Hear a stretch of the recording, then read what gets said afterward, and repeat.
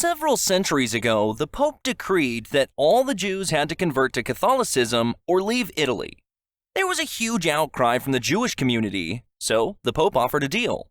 He'd have a religious debate with the leader of the Jewish community. If the Jews won, they could stay in Italy.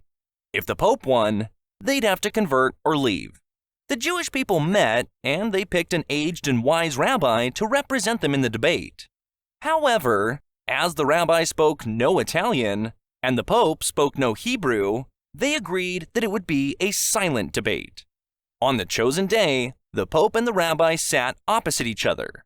The Pope raised his hand and showed 3 fingers. The rabbi looked back and raised 1 finger. Next, the Pope waved his finger around his head. The rabbi pointed to the ground where he sat. The Pope brought out a communion wafer and a chalice of wine.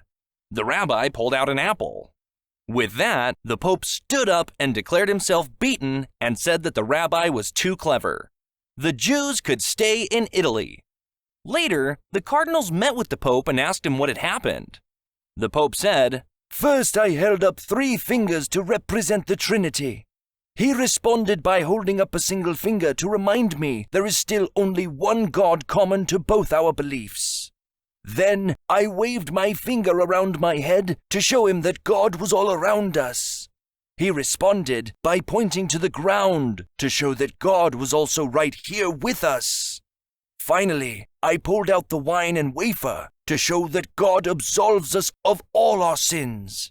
He pulled out an apple to remind me of the original sin. He bested me at every move, and I could not continue." Meanwhile, the Jewish community gathered to ask the rabbi how he had won. "I don't have a clue," the rabbi said. "First he told me that we had 3 days to get out of Italy, so I gave him the finger. Then he tells me that the whole country would be cleared of Jews, so I told him that we were staying right here." "And then what?" asked a woman. "Who knows?" shrugged the rabbi.